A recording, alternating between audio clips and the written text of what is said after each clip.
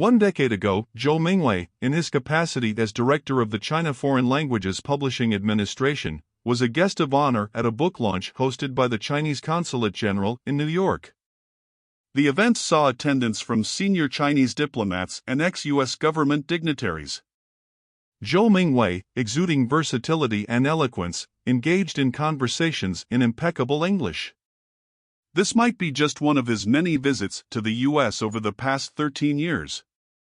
But there was a distinct difference this time. He was no longer a central figure in China's Taiwan policy-making process.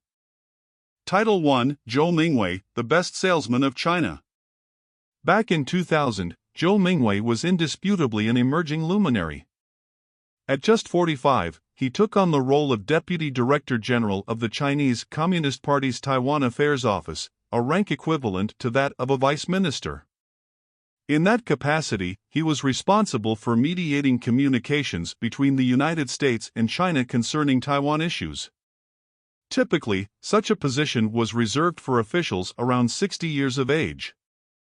Nevertheless, Joe Mingway's exceptional credentials made him an ideal fit.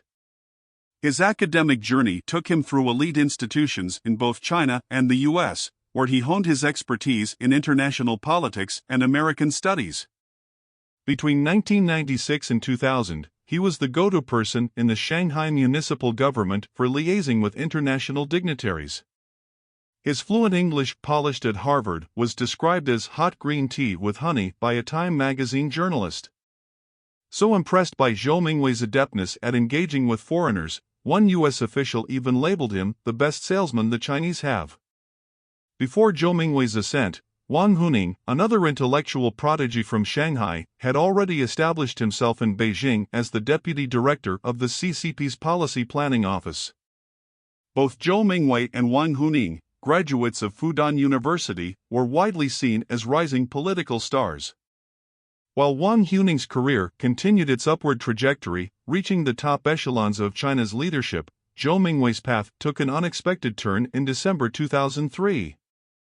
He was reassigned to the obscure Foreign Languages Publishing Administration as its deputy director.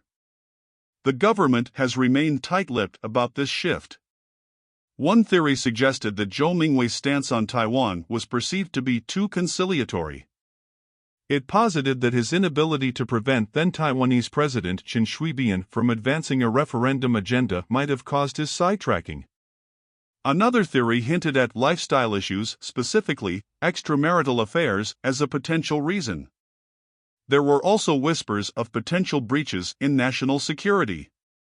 However, it was clear that whatever led to Joe Mingway's reassignment was not a political death knell. He maintained his vice-ministerial rank and, 6 years later, was promoted to the directorship of the Publishing Administration, a position he held until his 2017 retirement. Title 2: Shin Wafang, the popular seasoned diplomat. Much like Joe Mingway, Shin Wafang had his moments in the limelight.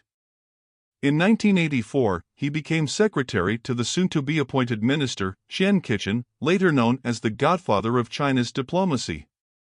A decade on, Shin Wafang was promoted to the spokesperson for the Ministry of Foreign Affairs and later took up the mantle of ambassador for the PRC's permanent mission to the UN.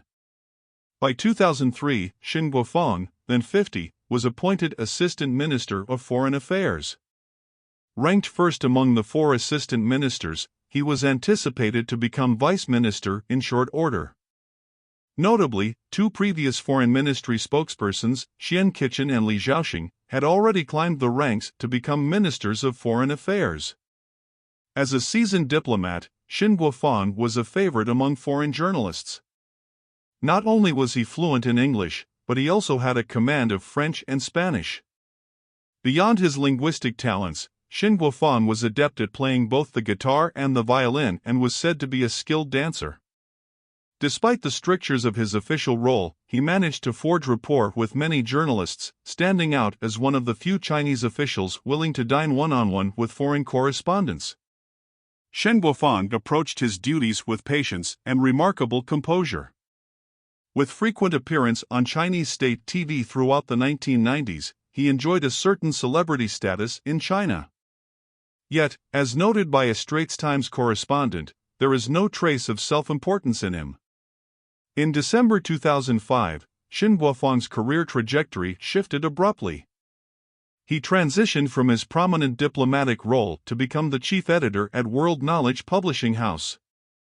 Similar to Joe Mingway's reassignment, the reasons behind Shin Wafang's demotion remained cloaked in mystery. When questioned, Qin Gang, the foreign ministry spokesperson at the time, emphasized it was a routine job transfer, offering no further details. The lack of transparency fueled a whirlwind of speculation and rumor. Some whispered it was tied to lifestyle issues, pointing to his close ties to many journalists. Others more dramatically insinuated espionage involvement, suggesting he might have divulged critical national secrets. In a 2008 interview with China Newsweek, Shin Wafang addressed these circulating tales.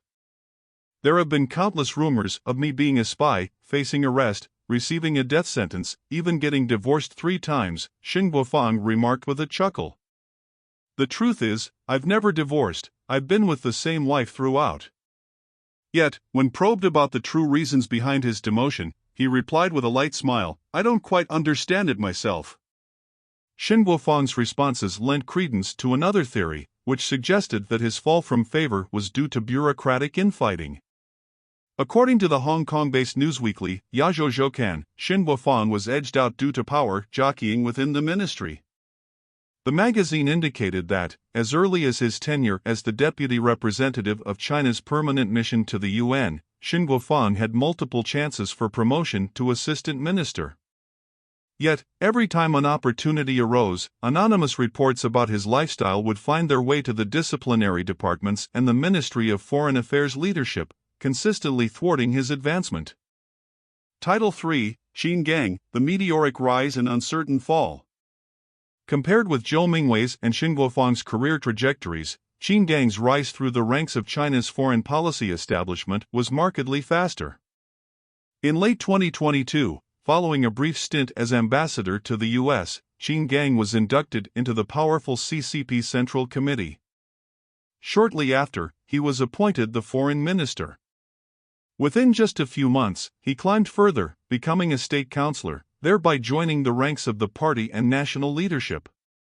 Such meteoric advancement is a rarity in Chinese elite politics. To put this into perspective, his predecessor and ironically, his successor as well, Wang, only attained the state councillor position 5 years after becoming foreign minister, and that was at the age of 65. In contrast, Qin Gang accomplished this by the age of 56. As spokesperson for the foreign ministry, Qin Gang was known to have started the wolf warrior diplomacy. That said, he did not exhibit the same level of arrogance or abrasiveness associated with other wolf warrior diplomats. Upon his appointment as ambassador to the U.S., he tried to present a warmer side of Qin's diplomacy, distancing himself from the aggressive wolf warrior approach. Upon taking on the role of foreign minister, he expressed effusive admiration for Americans. In fact, one of his first moves as foreign minister was to sideline the most outspoken wolf warrior spokesperson, Zhao Lijian. Qin Gang's tenure as foreign minister was nevertheless short-lived. Beginning in late June, he has conspicuously disappeared from the public view, with the government initially attributing his absence to health reasons. On July 25, the Standing Committee of the National People's Congress, China's legislative body, formally relieved Qin Gang of his ministerial duties. Yet, an official explanation for his ouster remained elusive. The Wall Street Journal reported that senior Chinese officials were informed in August that Qin Gang's lifestyle issues led to his removal. It also suggested that Qin Gang may be under investigation for possible breaches of national security. Financial Times further revealed that he had an affair with a prominent Chinese TV presenter and fathered a surrogate child in the United States. Title 4, Power, Politics, and Personal Lives. Such lifestyle issues, though, might simply be a smokescreen for the deeper power struggles inherent to China's elite politics. An old Chinese adage goes, "The tree that stands out in the forest will be destroyed by the wind," akin to the English saying, "The tallest nail gets hammered down." Those who rise quickly are often more exposed to criticisms and contentions, especially from rivals envious of their ascent. In China, where adultery can be punished under Communist Party rules, mere rumors of lifestyle issues can effectively tarnish one's reputation or weaken the backing they garner from their patrons. Moreover, rising stars like Joe Mingway, Shin Wafang, and Qin Gang, who champion a more moderate stance in China's foreign relations, often find themselves in a precarious position. In a country where nationalism is deemed the eternal political correctness, they are susceptible to criticisms from hardliners concerned about appearing soft on issues pertaining to the United States or Taiwan. The politics of power jockeying become even more toxic and unsavory when allegations of espionage or breaches of national secrets are introduced into the mix. Intriguingly, Qin Gang has maintained his roles as a member of the CCP Central Committee and State Councilor. Should investigations exonerate him from any national security breaches, he might be assigned to a less conspicuous role, similar to the paths taken by Joe Mingway and Shin Wafang. A rule of thumb in China's officialdom is that unless an official's missteps are truly politically or professionally charged, lifestyle issues alone will not be a career killer. Regrettably, this system also produces the Greshamian bad money drives out good, stymieing the rise of young, genuinely talented, and moderate voices within China's foreign policy apparatus.